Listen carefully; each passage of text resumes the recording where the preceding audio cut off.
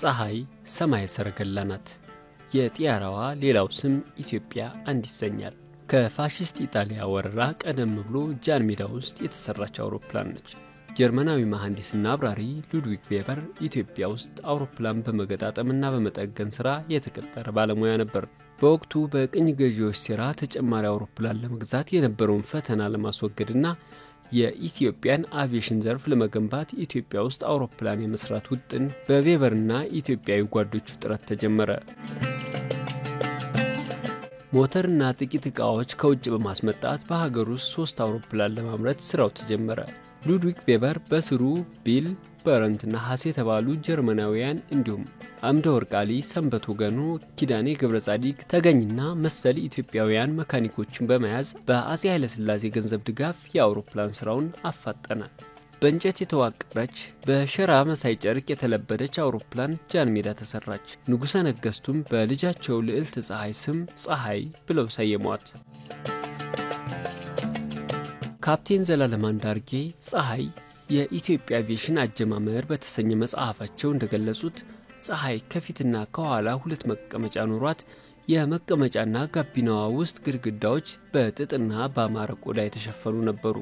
አውሮፕላኗ ሙሉ በሙሉ ብርማ ግራጫ የተቀባች ስትሆን በሁለቱም ክንፎች የላይኛው አካልና እንዲሁም ጭራዋ ላይ በግራና በቀኝ የኢትዮጵያ ሰንደቅ ዓላማ አርማ የሆነውን አረንጓዴ፣ ቢጫና ቀይ ቀለም ከሩቅ እንዲታይ ሆኖ ተቀብታለች። በክንፎቿና በጭራዋ አማካይ ቦታ ላይ በሚገኘው የአውሮፕላኗ አካል ላይ ፀሐይ የሚለው ስያሜዋ በአማርኛ ፊደሎች በጉልህ በግራና በቀኝ ተጽፎ ይገኛል። በተጨማሪም በአማርኛና በእንግሊዘኛ ኢትዮጵያ አንድ በሚል የጭራዋ ቋሚ አካል ላይ በግራና በቀኝ በኩል በቀይ ቀለም ተጽፎበታል ብለዋል። ፀሐይ በታህሳስ ወር 1928 ዓመተ ምህረት ስራዋ ተጠናቆ በቬበር አማካኝነት የመጀመሪያ የበረራ ሙከራ አድርጋለች። ቬበር ከጃን ሜዳ ተነስቶ 50 ኪሎ ሜትር ከከተማ ወጣ ብሎ ተመለሰ። ፀሐይን በሰዓት ከ230 እስከ 240 ኪሎ ሜትር በማብረር ፈተሻት። በወቅቱም ፀሐይ ከጠበቃት በላይ ከጥሩ አውሮፕላን ተርታ የምትመደብ እንደሆነች ፈርሳሚዋና አብራሪዋ ቬበር በግርምታ ገልጾ ነበር። ፋሺስት ኢጣሊያ አዲስ አበባን ከተቆጣጠረች በኋላ ፀሐይ ወይም ኢትዮጵያ አንድ ጃን ሜዳ ውስጥ በቁጥጥር ስር ዋለች። ቀጥሎም እንደ አክሱም ሐውልት በመርከብ ተጭና አውሮፓ ኢጣሊያ ገባች። የፀሐይ ነገር መጽሐፉም ቄሱም ዝም ሆነ። ኢትዮጵያም በተለያዩ ዘመናት ተዘርፈው ተወስደው በአውሮፓ ሀገራት ሙዚየሞች ከሚገኙ መካከል አንዷ ፀሐይ የተሰኘችው የኢትዮጵያውያን ጠቢባን አሻራ ያረፈባት አውሮፕላን አንዷ ነበረች።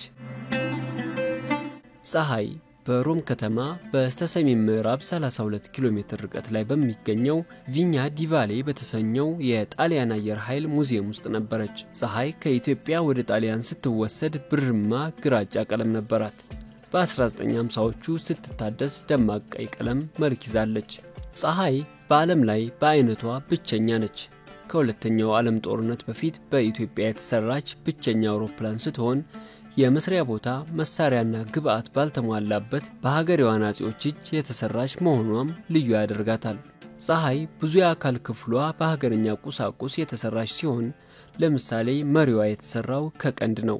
ካፕቴን ዘላለም ፀሐይ በጭራዋና በክንፎቿ ላይ የኢትዮጵያን ሰንደቅ ዓላማ አድምቃ ኢትዮጵያ አንድ ተብሎ ተጽፎባት ብትመለስ ምንኛ አስደሳች ነበር በማለት በቁጭት ጽፈዋል። ፀሐይን ማስመለስ ከባድ ትግል እንደሚጠይቅም ጠቁሞ ነበር።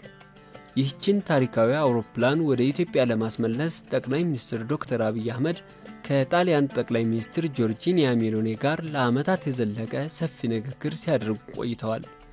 ባለፈው ዓመት ጠቅላይ ሚኒስትር ዶክተር አብይ አህመድ በሮም በነበራቸው ጉብኝት ወቅት ፀሐይ ወደ እናት ሀገሯ ልትመለስ መሆኑን አበሰሩ። ቀኑ ደርሶ ባሳለፍነው ዓመት የኢጣሊያ መንግስት ፀሐይን ለኢትዮጵያ መንግስት መልሷል።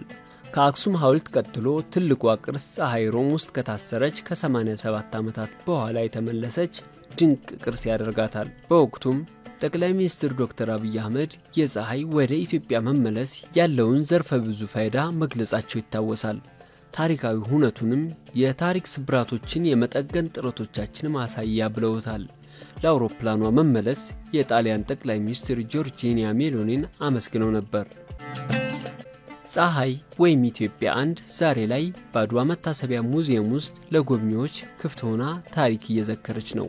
የኢትዮጵያ አየር ኃይል ከተመሰረተ ከ89 ዓመታት በኋላ በራሱ አቅም አዲስ አውሮፕላን ይፋ አድርጓል። ስሟንም ፀሐይ 2 በማለት ከቀደመችው ታሪካዊት አውሮፕላን ጋር አስተሳስሯል።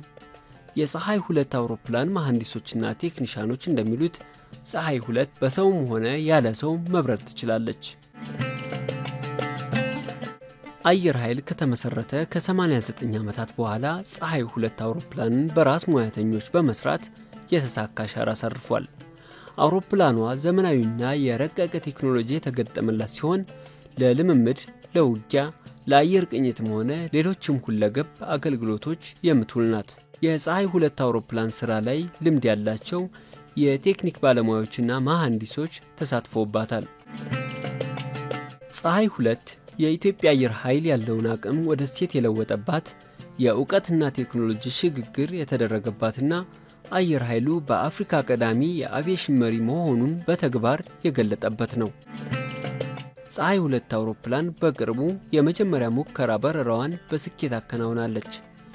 የኢትዮጵያ አየር ኃይል 89ኛ ዓመት የምስረታ በዓሉን በሚያከብርበት ወቅት ፀሐይ 2 የተሰኘችና በአየር ኃይሉ የተሰራች አውሮፕላን ለበረራ ብቁ ማድረጉን ጠቅላይ ሚኒስትር ዶክተር አብይ አህመድ መግለጻቸው ይታወቃል። ይህም በ2030 በአፍሪካ ስመጥር አየር ኃይል ለመሆን የያዘውን ራዕይ እውን ለማድረግ በትክክለኛ ጎዳና ላይ መሆኑን የሚያመላክት ነው ሲሉም መናገራቸው ይታወሳል።